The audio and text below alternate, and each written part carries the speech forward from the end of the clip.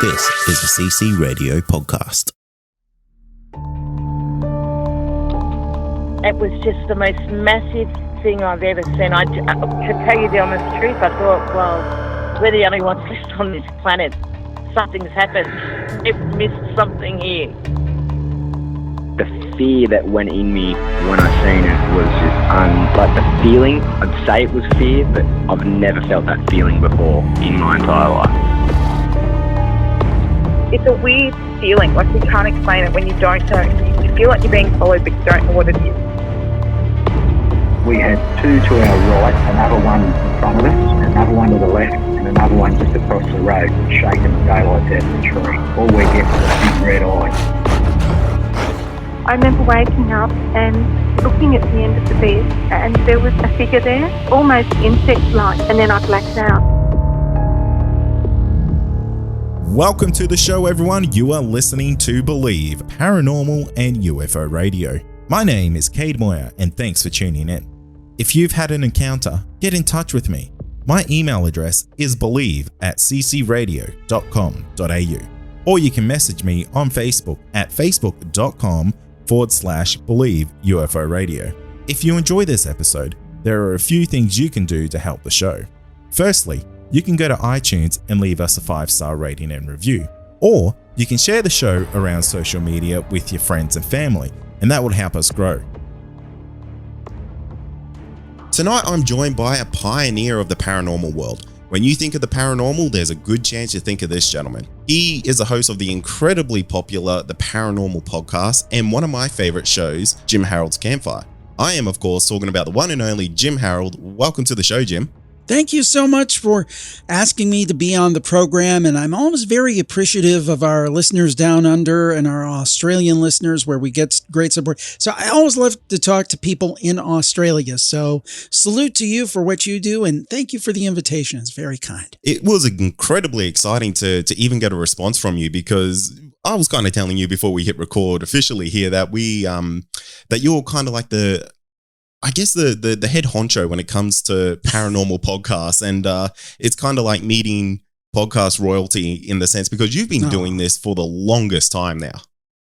Yeah, I started in 2005 when nobody knew what a podcast was, and it's been a joy. I mean, it's something as I started with the thoughts of having a fun little hobby, and it's really grown quite a bit. And for the last I was just thinking the other day, for the last 7 years, and almost 8 years, it's been my full-time job.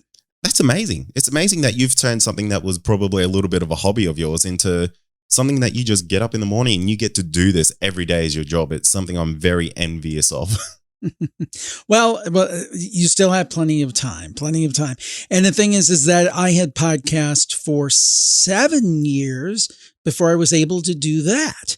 So, because I started in 05, so 15 years almost. This summer will be 15 years. So, almost half that time has been as kind of a hobby, because I had gone to school for broadcasting and ended up working in radio professionally, but not on air, but working in advertising and the business side of media.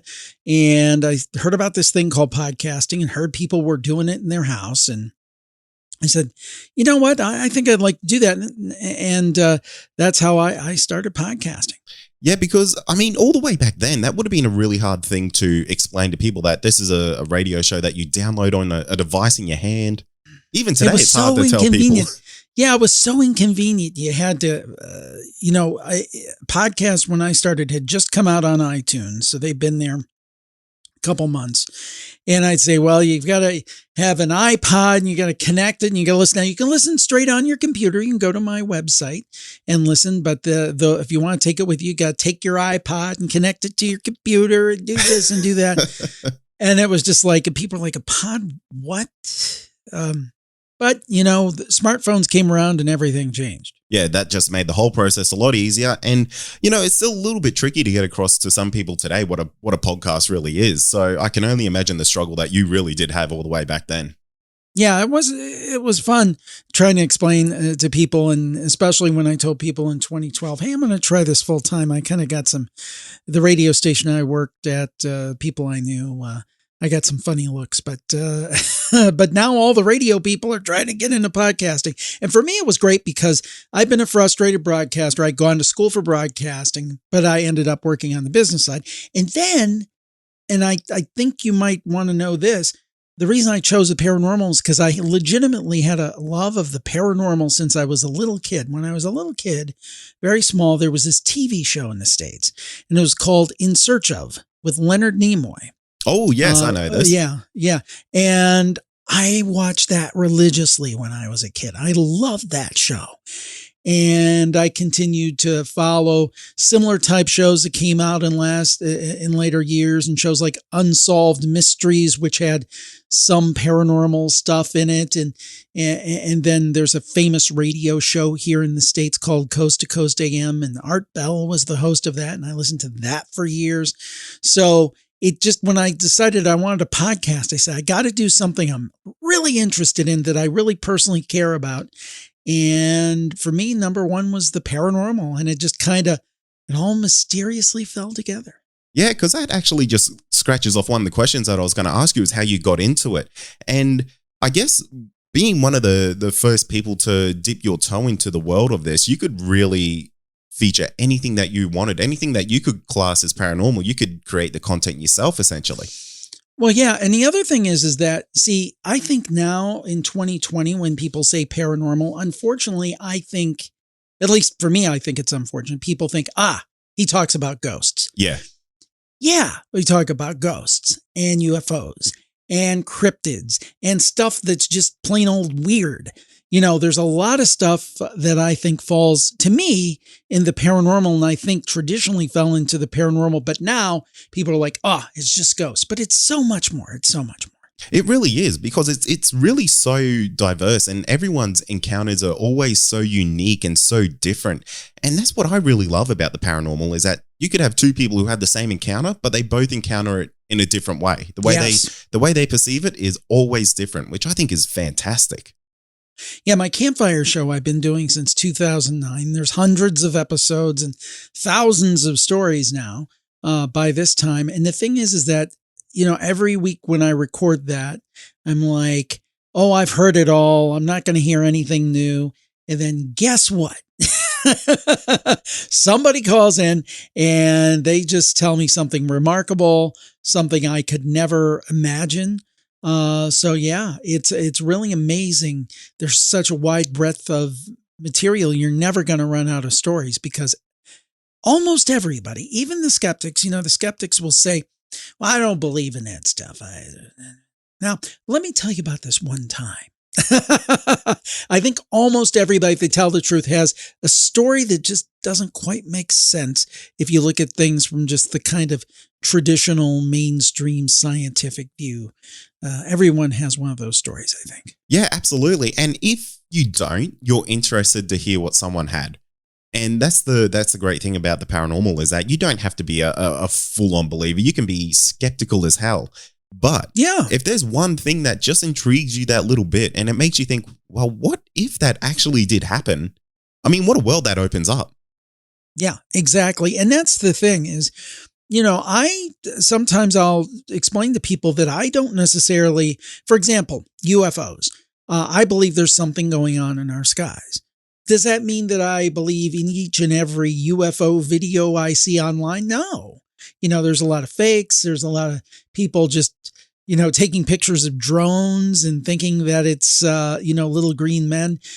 But I do think there's something to it. When I see U.S. Navy footage of some kind of thing flying around and the Navy admits that they don't know what it is, that gets my attention. So, there are some fakes out there. There's some things, there may be hoaxes or just honest misunderstandings and misinterpretations.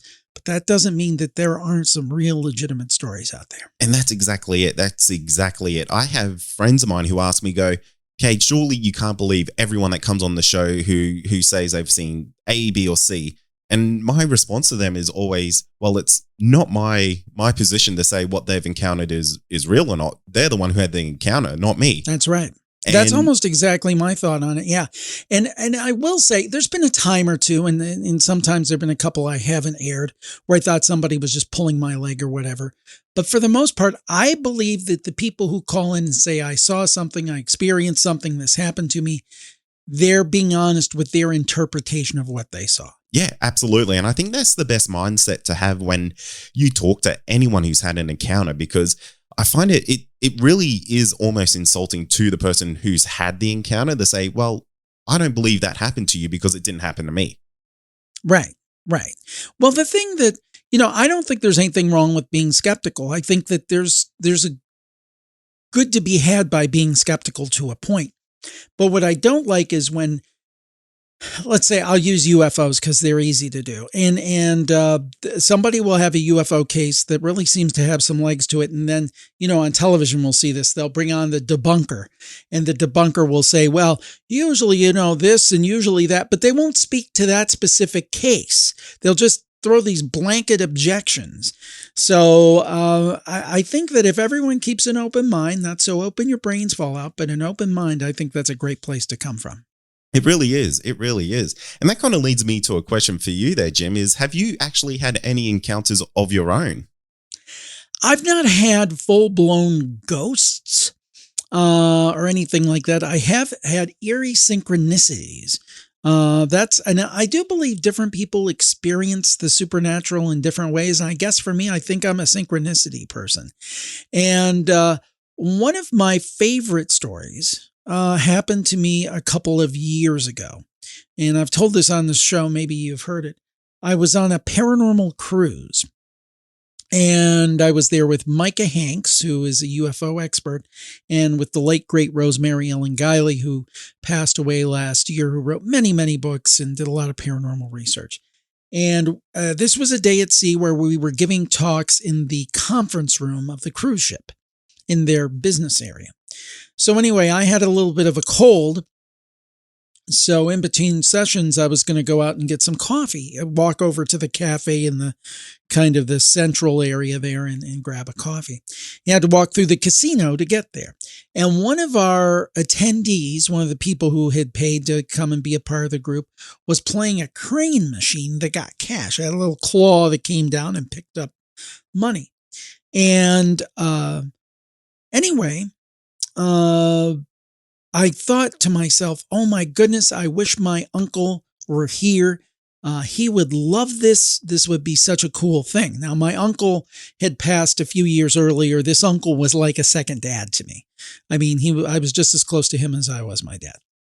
So I said, boy, he would love to be here. Because what he used to do in the States here, I don't know if you have it in Australia, but they'll have these machines where they have these silly little toy dolls and things.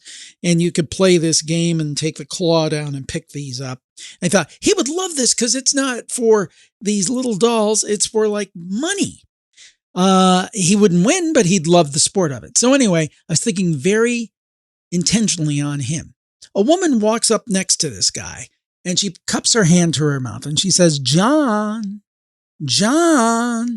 guess what my uncle's name was? Oh, you're kidding. John. Okay, I just got chills. I mean, the thing is that now, is that a paranormal story? Is that your typical ghost story? Not really, but boy, it really makes you think. It really makes you think if there's somebody somewhere pulling some strings to make some things line up to give you a synchronicity, which I guess is defined as a meaningful coincidence. It was just amazing to me, and that's one I'll never forget. And it's quite common for people to have occurrences like that because, I mean, a lot of people find a lot of meaning in a lot of different things, and I don't think all of that is just random. Right. I mean, it's one thing to say, well, I picked up a dime and my father used to collect dimes or whatever, but this was like, now this woman, I'm sure, was calling for her husband or whatever, but what was the odds? I walk out at that moment when the guy's playing the machine, that thought registers with me. This woman who happens to have a husband named John is looking for, I mean, there has to be like, you got better odds of hitting the lottery, I think. Yeah, absolutely. when you break it down to the stats like that, all of those things just occurring just for yourself it's impossible almost. Right. It just, she could have said, Steve. I mean, it could have been anybody else, but it was John. Not an uncommon name, but still. Yeah, most definitely. So for the listeners of my podcast, they might not realize that your campfire podcast is essentially the same type of format that I do my show on. It's actually, I based a lot of my show off that show because it's done so fantastically well. Thank you. And essentially people call in, they tell you their stories and you kind of just prod them with a couple of questions and you kind of let them go on their way to share their encounters. Yes. What is the wildest story that you've heard on that podcast? This is a story that I will never forget. And I don't know, I'm sure that in Australia, folks see the syndication of a show called The Twilight Zone. Yes. And this story is worthy of The Twilight Zone. So anyway, this is, and you've probably heard it because I've spoken about many times on the show. This is the Roadhouse Saloon, if that rings a bell. Yes, it does. And our caller, T.I., was up in, I believe, Wisconsin, which is the upper Midwest of the United States. And her and a friend, his name was Bob, went to see a band at this bar. And they stayed until past 2 a.m. in the morning, which is typically in the States closing time for an establishment that sells liquor. So anyway, they're going back home. They have about an hour drive before they get to their destination, get back home. So anyway, they're going along their way, and my caller, T.I., tells Bob, I've got to answer the call of nature. And he kind of joked and said, well, there's always the bushes. And she says, no, just drive fast. So anyway, they go a little way down the road and they see this bar with neon lights. It says the Roadhouse, and there's all these cars and the joint is jumping. That's very unusual because, again, typically in the States here, everything's closed at 2 a.m., but this place was open. So anyway, they said, hey, let's go in here. So they pull in and Bob mentions to her, I'm really glad we're coming here because I heard about a great mural they have. And he was an artist as well. There's a great mural they have on the wall. Has an Old West theme. I can't wait to see that. So this is cool. So anyway, she goes to the restroom. He goes in and gets a couple beers. And the weird thing is the people are kind of strange. They're just kind of smiling and not really talking. And they're looking at the mural and they're noticing something else. And there's a lot more detail to the story if you actually hear the original. But they're looking at the mural and they're noticing on this wall, it's an Old West scene like you'd see in an old Western movie, that all the people in the actual bar, the humans in front of them, match up to the people in the mural. Oh. And they're talking, they're saying, well, that's weird. And Bob says, well, this artist probably came in. These are probably regulars, so we use them as models. So there's a couple women sitting at the end of the bar in front of them. And there's a couple up on the wall, the same women sitting in the bar. And there's this bartender. And he's there. And it goes on, 4 or 5 different people. And anyway, another weird thing happens. They have this classic old Wurlitzer jukebox, the old bubbler with the glass and all that. And it's playing records. And somebody puts on Chubby Checker's Let's Twist Again. A great old hit from the early 60s. So anyway, this guy walks up to T.I. and wants to dance. And she said he was kind of nasty looking. He had rotten teeth and not really somebody, she'd want to dance with. And she happened to have a cane and she showed him his cane. And she said she was actually glad she had it because she could beg off nicely. So that's another little thing to remember in the story. So anyway, they're drinking and they're talking and they're talking and they're drinking. There's just had a beer or two. They didn't have a lot. So anyway, they start to look at this mural again, and there's these swinging doors like you'll see in one of the Western movies where the gunslinger walks in and says, I want to see Bart, that kind of thing. Yeah. And they see what looks like 2 columns of mist in the picture. And they look at each other. We don't remember that from before. And they look at it a little more. looks a little more defined. Now it looks like human shapes. I don't know if you remember the old Polaroid pictures that people used to take. They're actually popular again. The instant pictures where you take a picture and it would develop and you would shake it. And it's kind of like slowly these figures are developing in. And T.I. notices something very strange. He notices that there's a shorter figure and there's a taller figure. One appears to be a woman, one appears to be a man. And then she looks a little more and she sees there's quite a bit of difference in their height. Well, there's quite a bit of difference in the height between T.I. and Bob. Oh, no. And then she looks a little more and she sees the woman has curly hair, Western boots. T.I. has curly hair and Western boots. Oh, and the woman also has a cane, which T.I. has. So they look at each other and say, okay, we're out of here. They get up to leave. The people are like, motion, come back, come back, come back. So anyway, they closed the door. T.I. said everything went totally dark. You look back at the place, no neon lights, no sign it had ever been opened up. And they look back in the parking lot and there is a car in the parking lot. Their car, no other cars. Now that would be weird enough if that was the end of the story.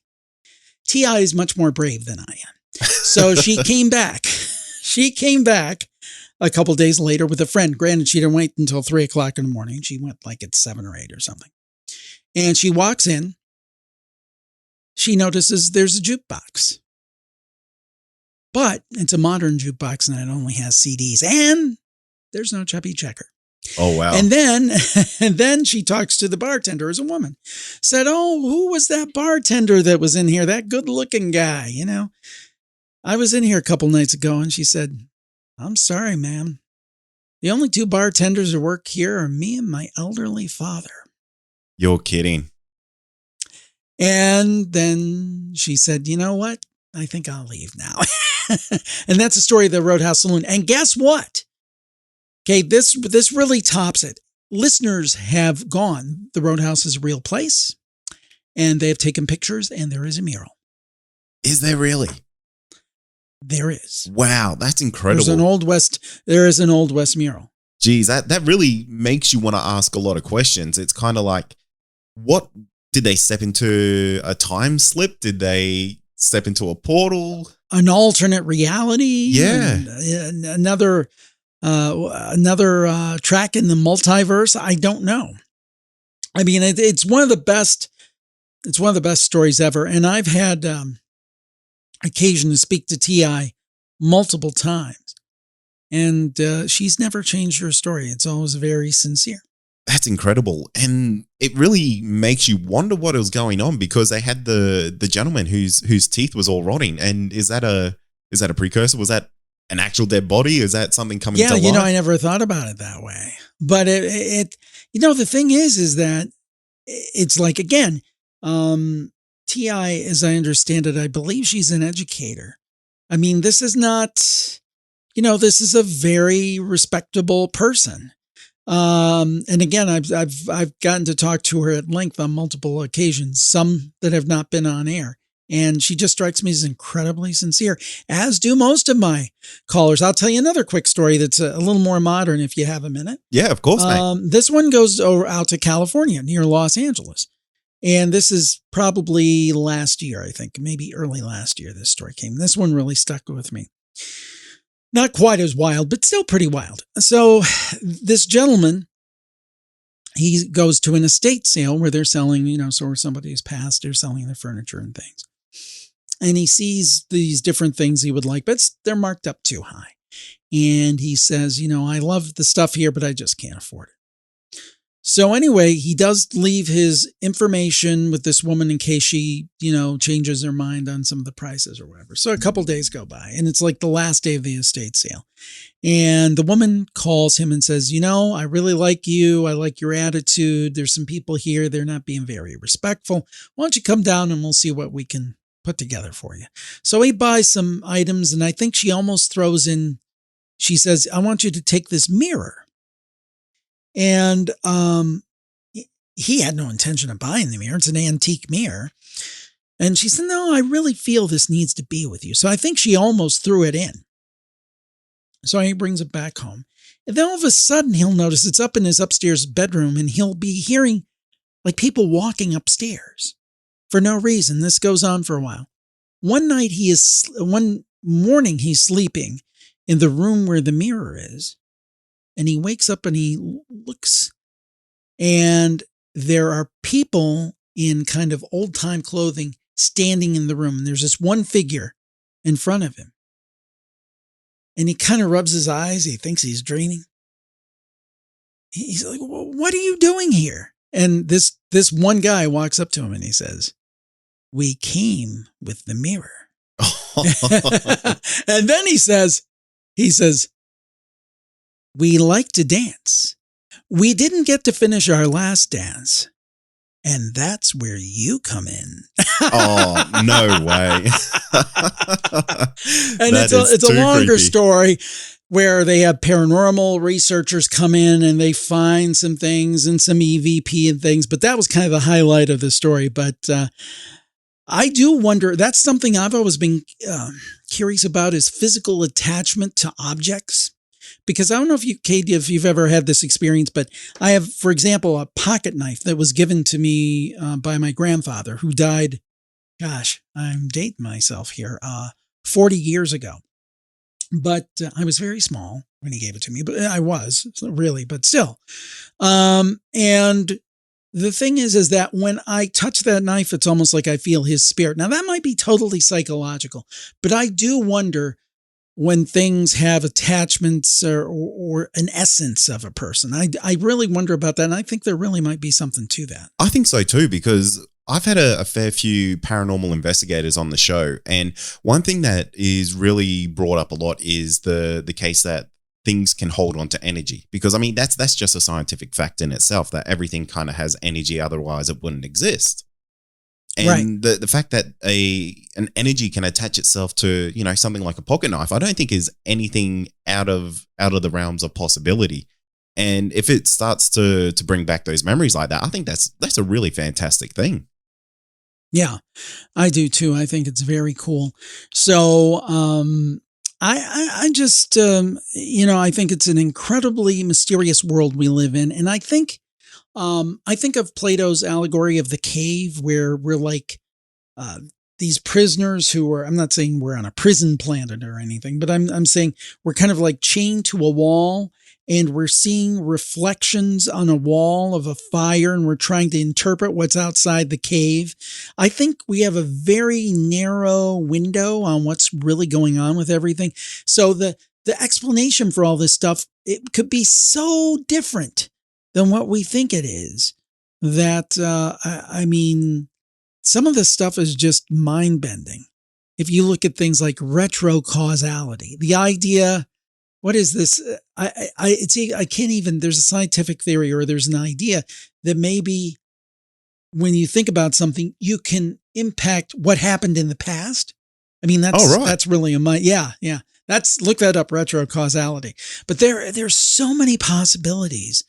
I think we're just kind of stumbling around. And I think sometimes, and I love technology. I mean, goodness, we're talking here. When people hear this, it's going to sound like we're in the same room, probably. It's amazing technology. And I admire science and everything great scientists have done, and medical people and everything. Don't get me wrong. But I think we just scratched the surface of what reality is all about. Just scratch the surface. I think you're right. 100%, because my mind had really been expanded this year since starting this podcast, because I wouldn't say I was narrow-minded before, but I'm definitely skeptical about a lot of things. And the fact that I've had people come on the show and talk about things like astral travel, where they've gone to other realms of existence that are effectively just laid over the top of ours, really makes me question, I guess, how all these different types of paranormal events or spiritual happenings affect our world. Yeah, absolutely. Absolutely. Where does the spirituality end and where does the science begin? It's just, and the funny thing is, and you kind of said it, I mean, you're a little newer on your journey with podcasting, but I remember when I started in 2005, I started in the summer of 2005, and I thought, oh, this is going to be great. I'm going to do this show for 6 months. I'm going to interview all these wise people about these things. I'm going to have this stuff figured out in a year. I have more questions today that have answers. And I think there's a saying, I'll get it wrong, but something like the intelligent person is the one who understands how little they truly know. And I think that a big dose of humility in doing these shows is like, I don't understand anything. And I don't, I think that people are very good within their specialties. God bless scientists. I think the world of them. I think it's great. And they're very intelligent what they do. But kind of this extrapolation of, oh, well, none of that can exist because I'm very good at this one thing.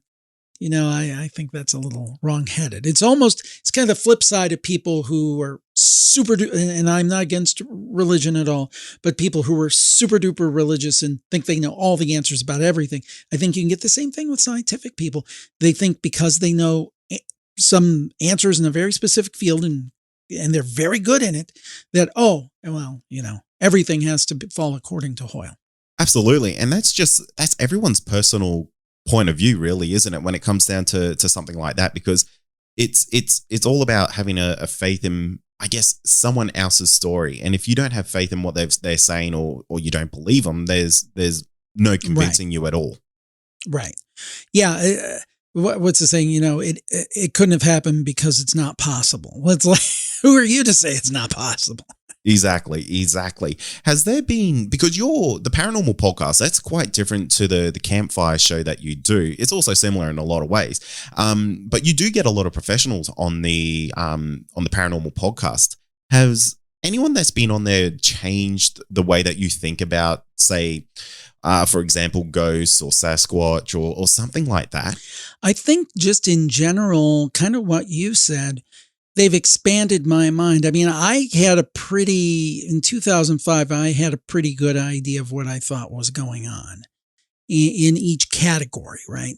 And now it's like, well, my goodness, it could be this instead of that. So I think it's all of them put together. Probably the two biggest influences on me that I've spoken with over the years, unfortunately, both of them passed. Brad Steiger, who wrote books starting in the 50s up through, the 2010s, and was one of the most accomplished paranormal authors ever. And if you're interested in this, read his books and you'll get an education. Same with, I mentioned her before, the late Rosemary Ellen Guiley, who wrote on everything from ghosts to UFOs to angels. And I think both those people really expanded my thinking on the possibilities. So those are probably the two biggest influences. I would say Rosemary alone had been on my show 20 times. Oh, wow. Yeah. So, she was amazing. So I guess what I'm saying is just incredible people, and even people that I've only interviewed once. There'd be one thing that would stick with me from that interview and has maybe stuck with me for years. Another great legend who has passed, who I actually got to meet just days before he passed, was Stanton Friedman, the UFO researcher who basically put Roswell on the map. He was a great guy. I got to meet him. I was at a live event, being part of a live event in Columbus, Ohio. And then I guess on the way back home, he passed. He was from Canada, and just a really sad passing this last year as well. So just some great researchers who have really kind of not like challenged me directly, but through their work and things have challenged my way of thinking and broadened it. That's really great. So in that sense, I might ask you a couple of questions about, let's move on to cryptids. Sure. If you've got a moment to talk about those. Sure. Because there's a couple of cryptids that are very, very much based within the States, and they get a lot of attention online. And we don't get this type of activity down here in Australia. And that's the Mothman, because that all started with this creature being seen upon a bridge that fell down. Isn't that correct? Yeah, that was, I believe it was the Silver Bridge. It was Point Pleasant, West Virginia, and people That's it. reported seeing Mothman as kind of a harbinger of doom. And then this bridge collapsed in the late 1960s. I think it might have been 67. I wouldn't swear to that. And a number of people perished, and it was right around Christmas time. A very, very tragic scene indeed. And John Keel, of course, the great researcher, wrote the Mothman Prophecies, and it was much later made into a very popular movie with Richard Gere, although they changed it and modernized it and so forth. It was actually a very good movie.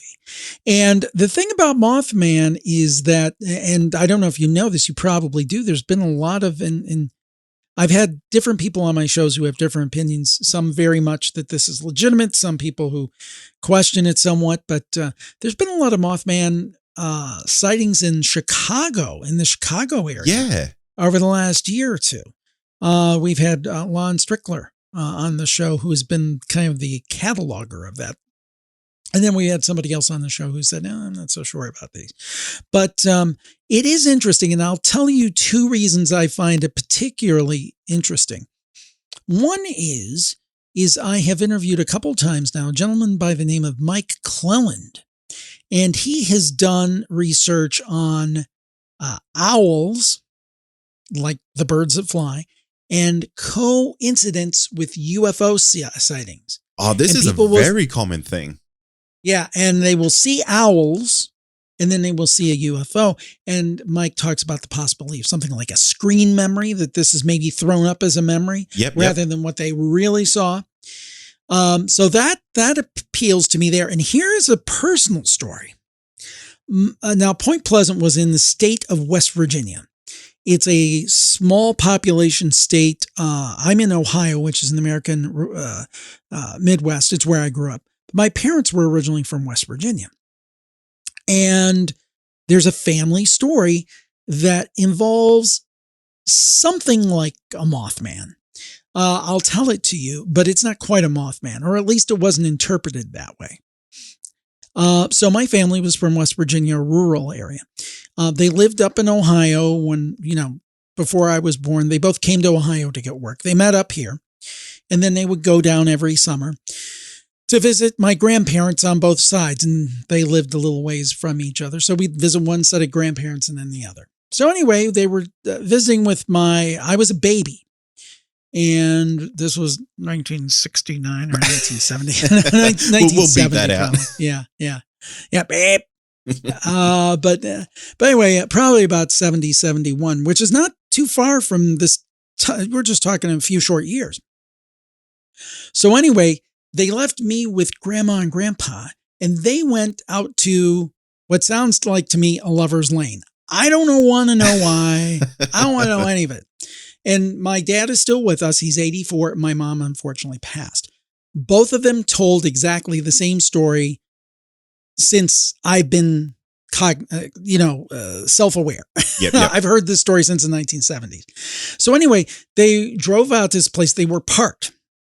My dad said that they were parked and the sky lit up.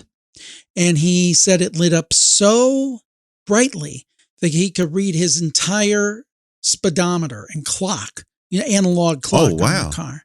Yeah, and it was pitch black. I mean, you know what rural areas are like that don't have streetlights and things. They are pitch black dark. That is it. There is no light. That's what this place was.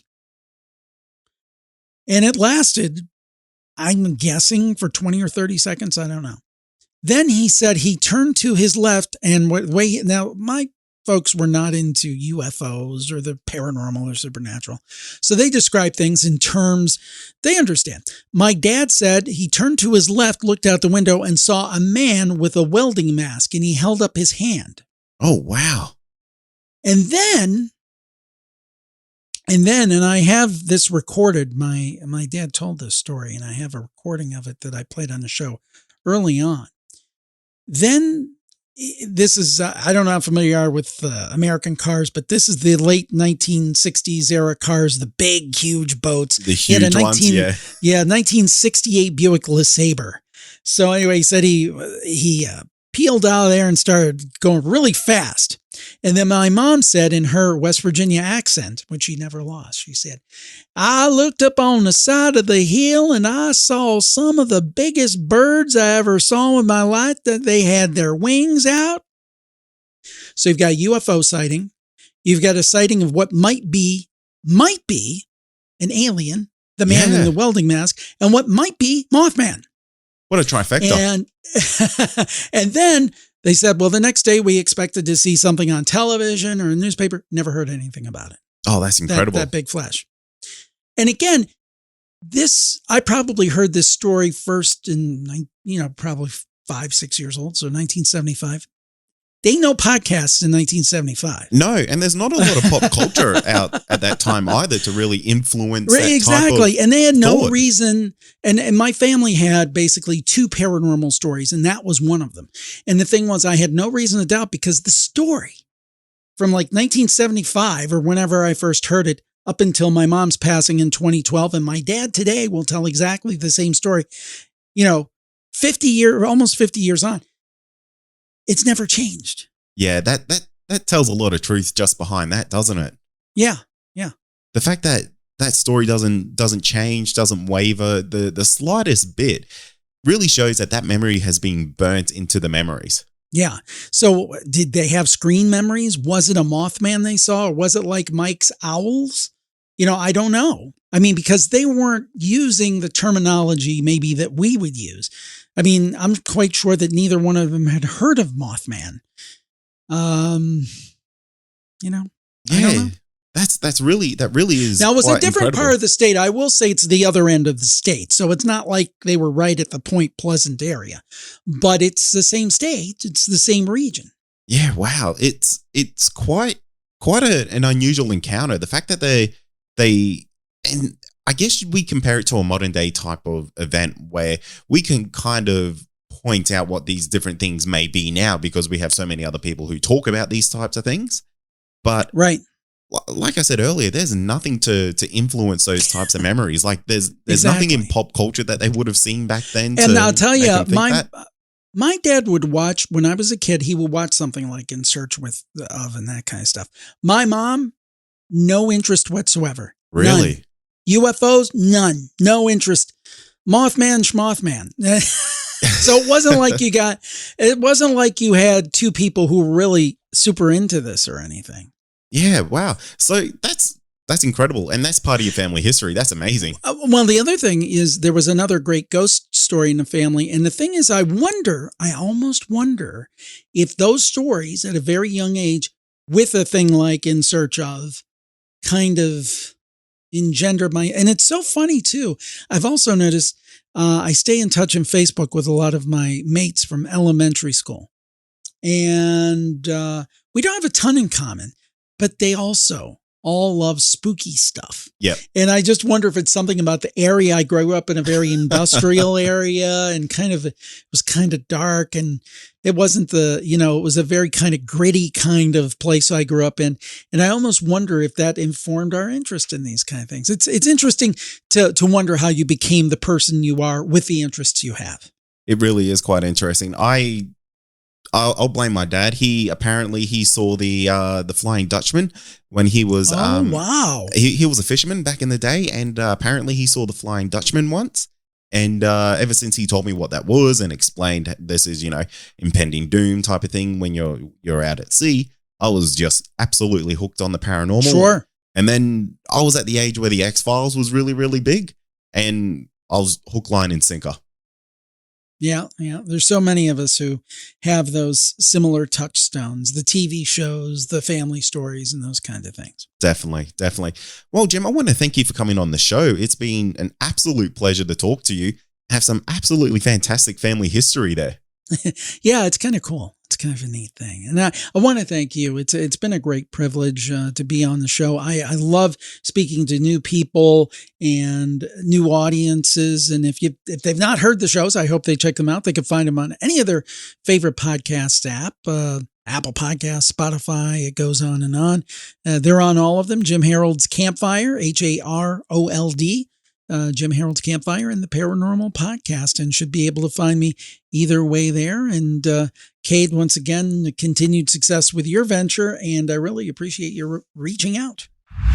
And that's going to do it for tonight. And remember, if you have had an encounter, get in touch with me. My email address is believe@ccradio.com.au, or you can message me on Facebook, and that's facebook.com/Believe UFO Radio. Until next time, stay safe, and you've been listening to Believe Australian Paranormal and UFO Radio.